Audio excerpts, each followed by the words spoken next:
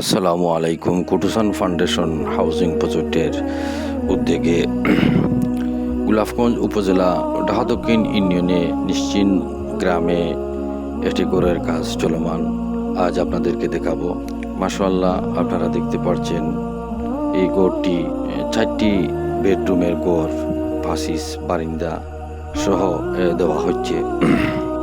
মাশাআল্লাহ, আপনারা দেখতে পাচ্ছেন খুবই সুন্দর কাজ। কুটুসান ফাউন্ডেশন হাউজিং প্রজেক্ট মানবতায় সবসময় এগিয়ে আসে। তারই ধারাবাহিকতায় নিশ্চিন গ্রামে একজন অসহায় দরিদ্র পরিবারকে এই ঘরটি দেওয়া হচ্ছে।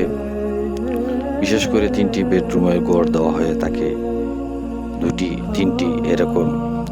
এটা 4টি ঘর পড়েছে। এর জন্য ওনার মা অসুস্থ, ওনাকে একটি রুম দেওয়া হচ্ছে। বিগ ফ্যামিলি এর জন্য। মাশাআল্লাহ, এটা ব্যাক সাইড আপনারা দেখতে পারছেন। আশা করি দেড় মাসের ভিতরে ঘরের কাজ সম্পূর্ণ হয়ে যাবে।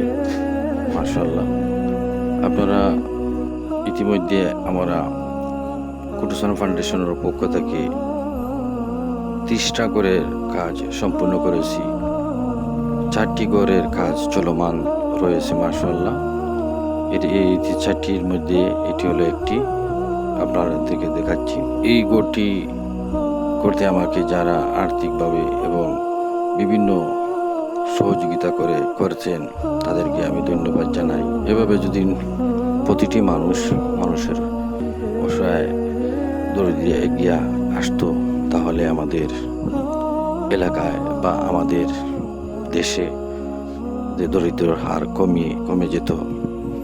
আশা করি আমি এভাবে মানুষের পাশে সবাইকে, যারা আল্লাহ তাআলা ধন দৌলত দিয়েছেন, সবাই যেন এভাবে এগিয়ে আসে এবং প্রত্যেকটা মানুষকে থাকার বাসস্থান করে দেয়। যে আল্লাহ তাআলা মানুষকে থাকার বাসস্থান করে দেয়, আল্লাহ তাআলা নিজে দায়িত্ব নিয়ে ওনাদেরকে যে আসরের ময়দানে একটি পুরস্কার দেন। আল্লাহ তাআলা স্বয়ং এটি দিয়ে থাকেন এর বদৌলতে। আশা করি আমি যারা দানশীল ব্যক্তিবর্গ সবাই এভাবে কুটুসান ফাউন্ডেশনের মতো এগিয়ে আসবে, এই আশা ব্যক্ত রাখি। মাশাআল্লাহ, আপনারা দেখতে পারছেন ঘরের সম্পূর্ণ ভিডিও। মাশাআল্লাহ, খুবই সুন্দর হয়েছে। আশা করি এই ঘরের কাজটি দেড় মাসের ভিতরে সম্পূর্ণ হবে। কিছু এই ঘরের কাজ সম্পূর্ণ করতে সময় ব্যয় হচ্ছে। বর্তমানে বৃষ্টি কারণে একদিন বৃষ্টি, একদিন ভালো, একদিন বৃষ্টি, একদিন ভালো, এভাবে কাজ চলতেছে। এর জন্য সময় বেশি লাগতেছে। এর বাদেও কুটুসান ফাউন্ডেশন হাউজিং প্রজেক্ট এই অবস্থার মাধ্যমে মানুষের সেবায় সবসময় কাজ করে যাচ্ছে। এর জন্য দোয়া করবেন।